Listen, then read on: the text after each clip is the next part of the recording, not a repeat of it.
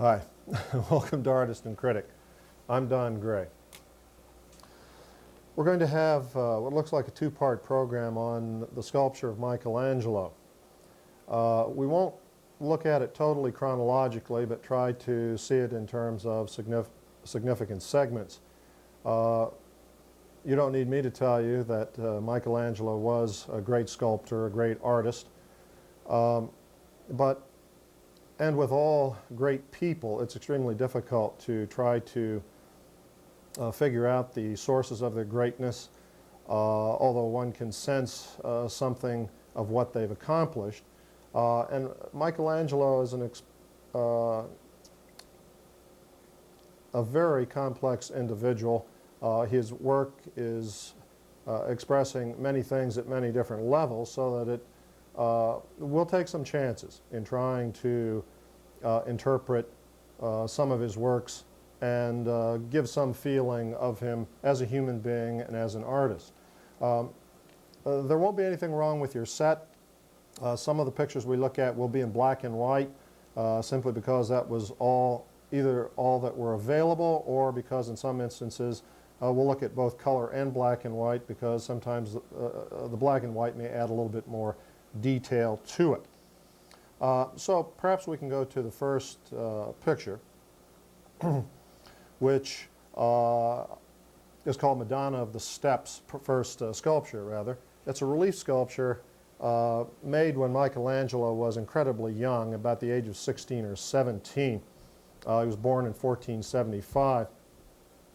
And it's not a large piece, perhaps a foot and a half tall, perhaps 15 inches.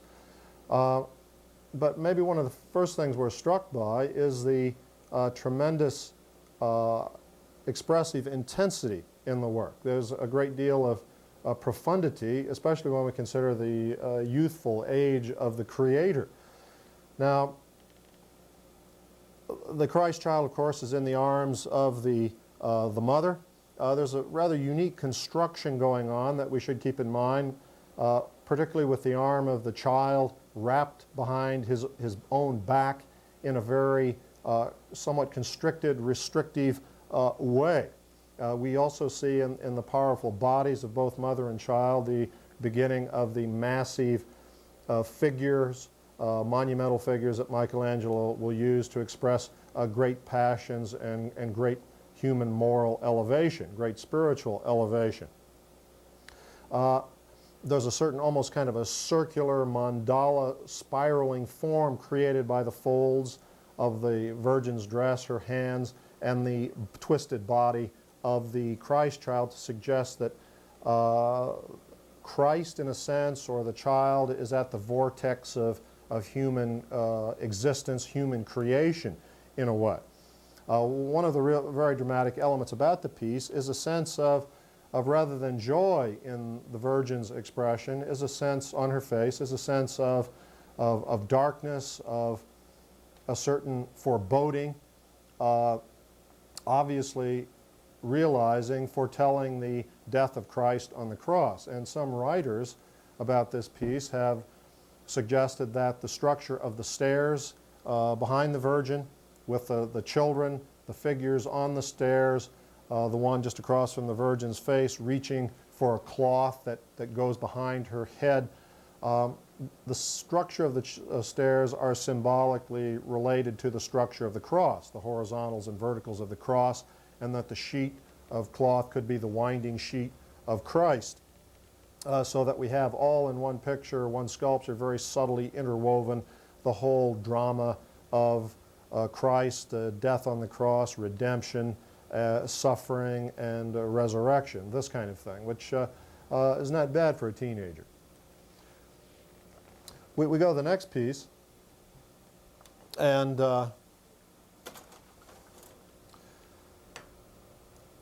what we're looking at now are four pieces done of Christ and the Virgin, and the relationship of son to mother. This is his famous Pieta, done when he was in his mid-20s or so, early to mid-20s, 23, 24, and is one of the pieces that most everyone thinks of when they think of Michelangelo's sculpture. When we're looking at these, let's think of them not only just as Christ and the Virgin, but possibly as Michelangelo and his own mother, and as Michelangelo identifying with the Christ figure and searching for a closer divine unity, or unity with the divine. In this particular piece, there's the technical ability is carried to its greatest height with the carving of the folds. But the piece is not just technically astute with the feeling of the flesh, the anatomical relationships of part to part, but the cloth also, if you notice the twisting in the constriction of it, suggests something of the passionate sorrow of the Virgin at the loss of her son. We look at the as it constricts around the folds and convolutes about the binding strap across her chest. It's as if her heart is constricting in a way.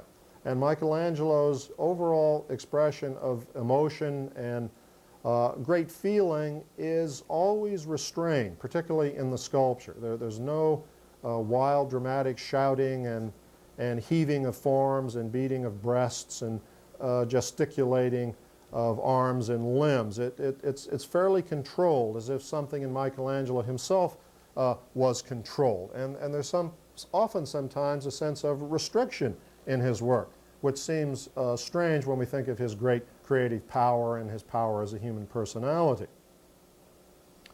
The Virgin here is enlarged in order to support the body of the Christ figure. And we think of this when I mentioned earlier Michelangelo in relation to his mother, as well as Christ in relation to his mother. Michelangelo's mother died quite young, and when he was still newborn, as a matter of fact, and he was reared essentially by a male family. He was fed by a wet nurse that was brought in during the time that he needed to suckle. And one has a dual feeling of Michelangelo always yearning for the female, always yearning for the mother, or in a sense trying to come to terms perhaps with the female in him, as all males have to do, just as females must come to terms with the male in them. Let's keep this thought in mind as we go to the next two sculptures. This particular piece is called the Deposition, and is at the moment when Christ is taken down from the cross. Christ, of course, is the central twisted figure in a typical Michelangelo, almost manneristic handling of the body, the head near the shoulder, Christ's head forced down on his shoulder, Christ's left arm twisted up toward the front of the sculpture. If you saw Rodin's Gates of Hell at the Metropolitan Museum, you'd see in the figures of the Three Shades or in Adam a similar manneristic use of relatively extreme physical distortion, which he borrows from Michelangelo. In this sculpture, Joseph of Arimathea is the figure at the top, and with a strong physical likeness to the features of Michelangelo. Many people feel that Michelangelo is identifying with Joseph, the man who comes to the Romans and asks permission to take care of the body of Christ once it's taken down from the cross. On the left is presumably St. Anne, and that small dwarf figure on the left is the only figure not done by Michelangelo. And here we start to get to the crux of the situation. This work, sculpted in the late 1540s to about the mid-1550s, about 10-15 years before Michelangelo dies. We've moved swiftly to his middle to late years. Something dissatisfied him about this sculpture. If you look closely at the left arm, you can see the crack, left arm of Christ, that he hammered on it, he broke it, he tried, perhaps in a half-hearted way, to destroy the sculpture, was dissatisfied with it, and his assistants carried the St. Anne on the left to more of a degree of finish. and it seems to have less life. It's more stiff than the other figures. Now, Michelangelo at this time in his life is going through a great spiritual crisis. He feels that his life has been one essentially of sin, of vanity. All these great works that he's created, he's painted the Sistine Chapel ceiling and so many other paintings and sculptures. And he feels that he has been involved in simply earthly vanities, and he's very concerned about the state of his soul, the fate of his spirit. And so there may be that element of dissatisfaction entering into it too.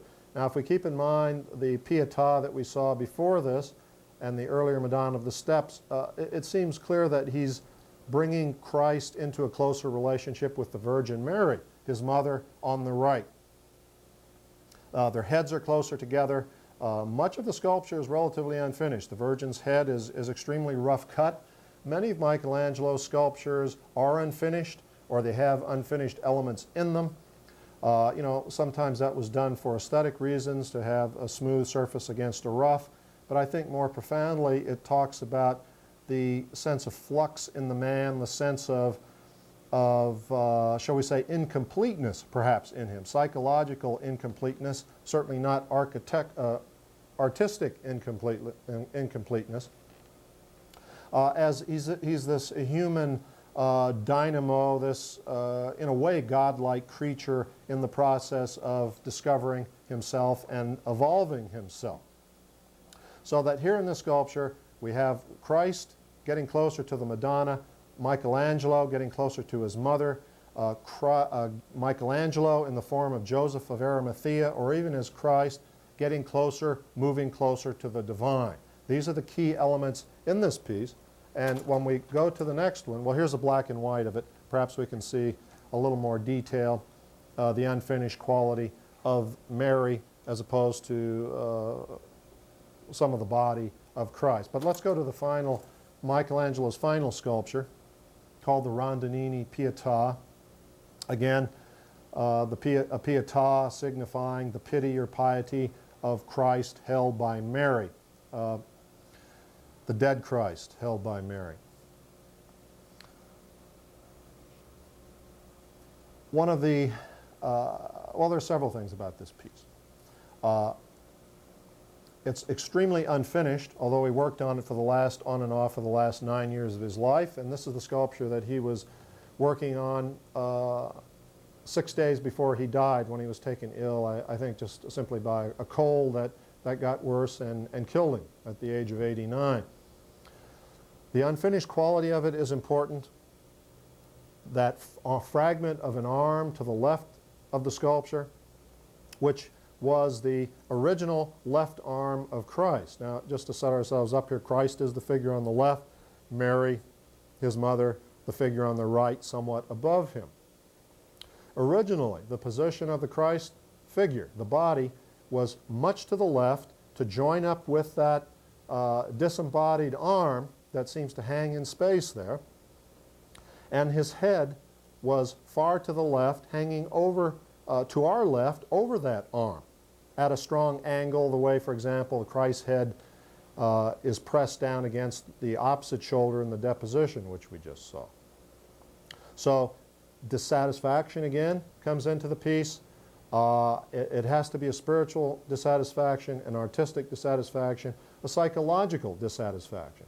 And we say this because what did he do as an alternative to having the head of the figure far to the left, farther to the left of the fragment of the arm?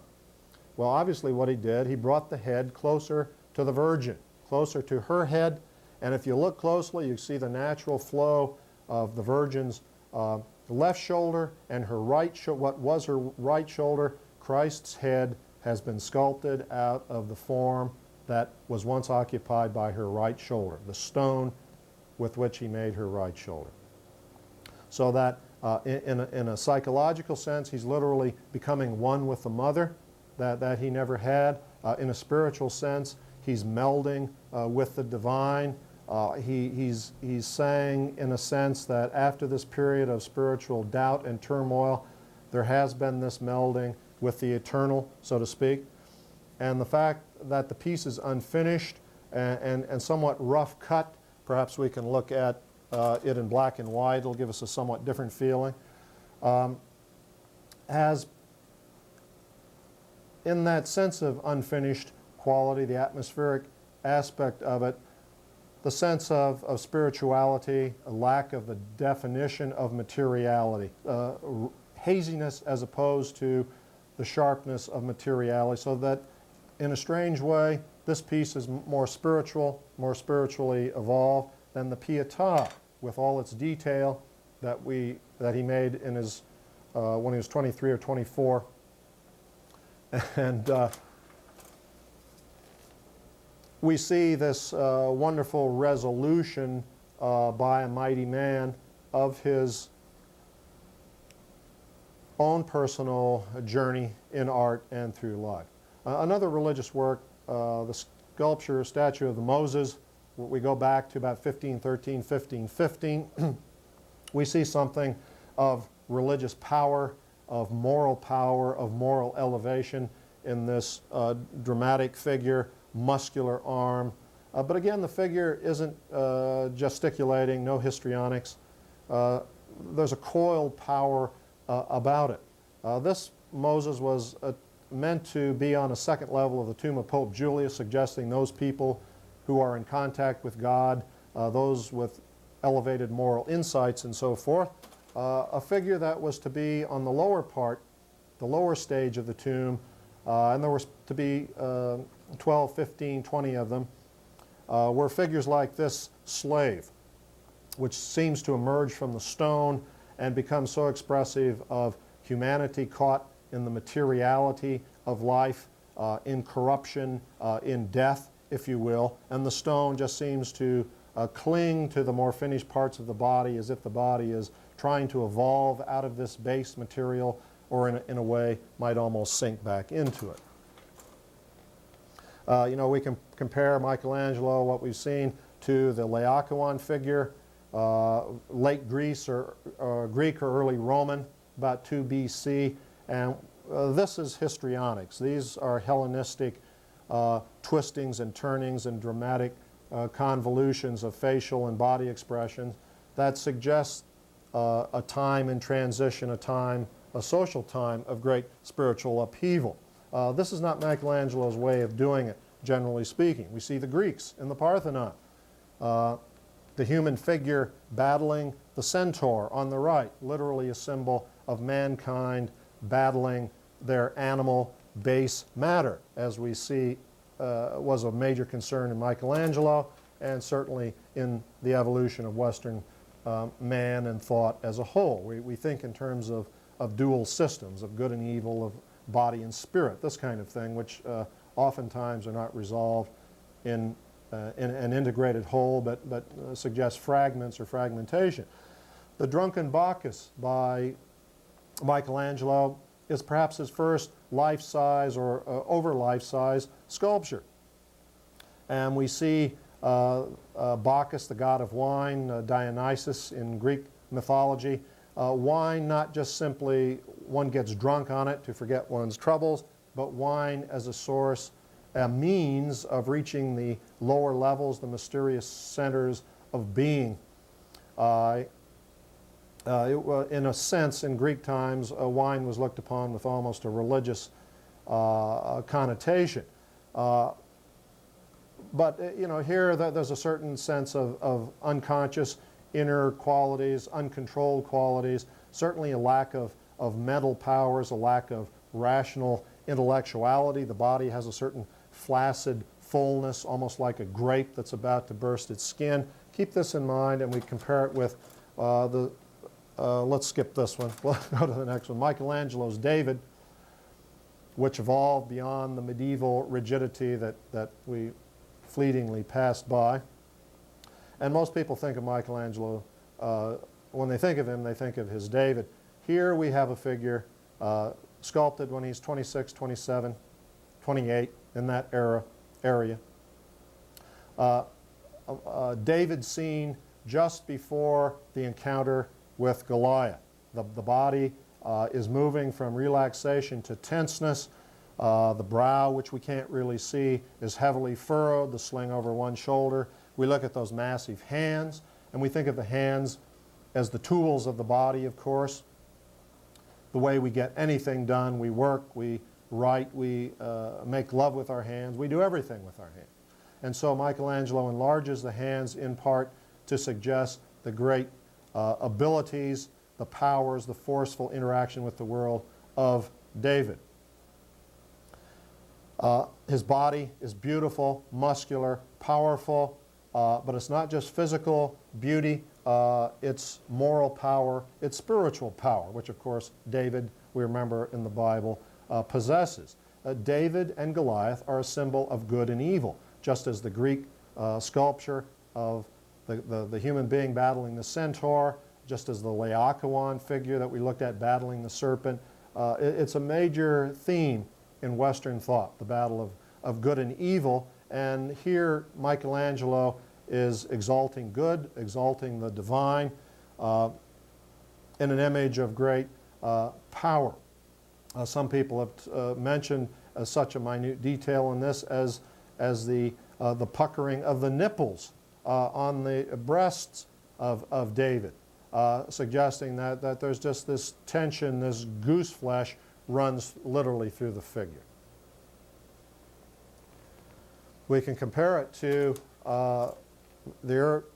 Giacometti's walking figure here, walking man, the 20th century figure, and how far we've fallen, say, in terms of not only the level of our art, but in terms of how we perceive ourselves as human beings. Now, let's say clearly that there are always very few Michelangelos, there are very few artists of that stature, there are very few, shall we say, relatively few art periods when art seems to synthesize all elements and rise to the great heights of expressiveness.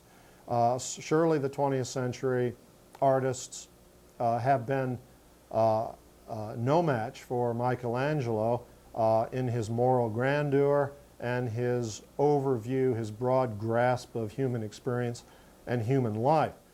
In my opinion, they haven't reached his level aesthetically, although people would disagree, I'm sure. But when we compare Giacometti's vision of humanity, we see them withered, burned, remnants, husks of wars and threatened atomic annihilations, of famines and pestilences and economic ruin, all the worries, all the tensions, all the fears, all the realities that have hounded us throughout this century. And this is an appropriate, one appropriate expression of our time if we wish to emphasize the negative and the fact that our souls have been devoured along with our bodies and that our spiritual relationship to the divine has been sundered, as it has in most cases. But I would suggest that if we can't reach the level of Michelangelo, and why don't we take a look at the David here again, just for contrast. If we don't have the greatness of heart, of soul, of talent, of insight to transcend, to reach the levels that Michelangelo reaches, we should try to somehow not ignore the death and destruction that we find in Giacometti, that we find in the world, but somehow transcend that as well. We could take a look at Michelangelo's origins in Greek sculpture, in the spear bearer done in the 5th century BC, and we can see that sense of the weight of the body on one leg, which the classic artists discovered as a means of animating the human figure, is used by Michelangelo. But this figure is simplistic and blocky compared to the human reality of anatomy of Michelangelo. We look at a David by Donatello, roughly a century, well, maybe 50, 60 years before Michelangelo's, and we see Donatello's David more childlike, more boyish, after the event instead of before, with the head of Goliath under his foot. This sculpture, incidentally, is the first life-size bronze since antiquity, since the time of the Greeks and the Romans. And again, showing moral victory. And comparing Michelangelo's David to Bernini's David. Bernini's done in 1623, Michelangelo's about 1501 to 1504. We would see the difference between a Renaissance figure in the great stability, balance, and control of Michelangelo. Remember, we say that basically his figures don't go into physical histrionics or great gestures of sweeping movement, although some of his paintings will in the Sistine Chapel ceiling and his Last Judgment.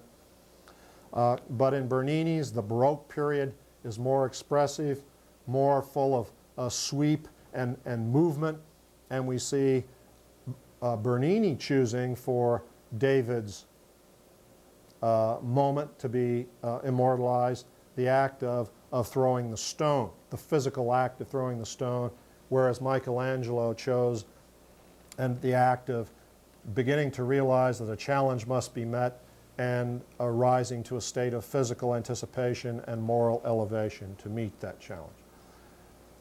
This has been part one of a program on Michelangelo's sculpture. We'll have part two next week when we'll talk about his Medici Chapel sculptures. The program's Artist and Critic. I'm Don Gray. Thanks for being with me. Bye-bye.